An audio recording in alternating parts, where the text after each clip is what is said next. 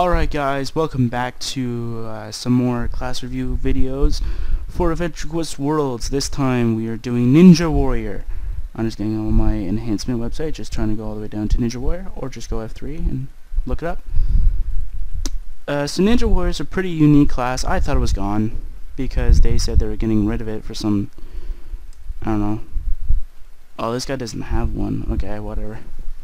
I'll just go by what I read before. So this class is pretty awesome. I don't remember what it actually does. I actually just did nothing. I just let everybody else grind for me. So, yeah. So to get this class, you need to go to Yake now. Before they had a private area where you can get it. I don't know. Is it working? No, it's not working anymore. Alright, I'll be right back as soon as I get there. I thought that would work. I guess not. Alright guys, so we are here. Apparently it's called Akaba, not Yake. Whoops. I thought it was called Yake. Whatever. So you talk to Drew, and you go to the Ninja Warrior shop. And then you go over here, and then you go, well, which one do I want? Well, he's got Ninja and Ninja Warrior. According to the wiki, they both have the same skills. This class has the same skills as Assassin, which I guess is the upgraded version of the Ninja class, or at least member version of it.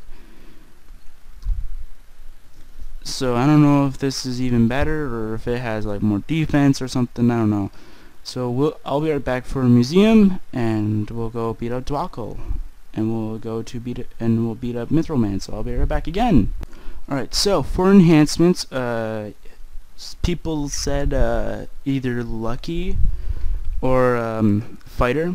Obviously I go for Fighter because not to mention I have 4 classes in these reviews that I'm using as fighters, so I don't have to change as much. Change my armors each video, but 2 of them I will have to change into, so that's fine. For Blade of Awe enhancements in general, I'm going to say I don't think this has a health thing that gives you health. No, I don't think it does. So I would definitely have to say Health Vamp if you want to at least survive a little bit more, or if you don't really care about all this, if you don't really care about healing, Spiral Card, because then you can deal extra damage, as you can read here. Maybe Oblast too, if you want, but those are the only 3 I would definitely suggest. Like 2 of them definitely. 1 if you want to deal a little bit less than the other 2, but decrease your opponent's attack like kind of dramatically. So since I have my bank pad, it doesn't really matter for me. So for the first skill, we have instantly attack twice, dealing extra damage. So if this is basically like Alpha, Omega, it does still around the stable damage as your normal weapon, but it's still going to be pretty bad. Alright, so the next skill, which is Shadow Blade, deals physical and magical damage and blinds enemy for 6 seconds. I'm going to guess that means that you have a really good dodge rate, I'm going to say. Actually, I think for Ninja Warrior, I think it's also Thief you should go with, so that way you could dodge more, I think that was one of the other ones. Is it Lucky, Thief, or Fighter, I guess. I don't know. And Shadow Burn deals light damage plus magical damage, stunning any target afflicted by Shadow Blade for 3 seconds, or if you don't use Shadow Blade, Shadow Burn will give you 20 mana otherwise, so it'll just give you that instead. And the last move, which is Thin Air, I don't know why they called it this, but it raises your dodge by 3% and haste by 5% every time you're hit. So basically, before you use any skill, you want to use this. Now, I don't know if it hits right away, so I'm just going to target Mithril Man. I'm going to use it. No, it doesn't hit right away. Okay.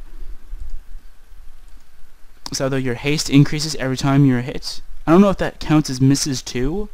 Like, if your opponent misses, does that count? I'm going to say no, obviously, but you never know. Some games they might have a bug like that. You never know. Never know for sure. Mana control, I would say Mana Vamp would actually be pretty nice now that I think of it. Because there's only 2 that it costs really low, like about 20 combined, so it's not really too bad. This class was, really, it's before they had rank 10 passives, or they never added one, like Rogue Battle Mage. But okay, so for rank 10, or not rank 10, rank 4 passives, sorry.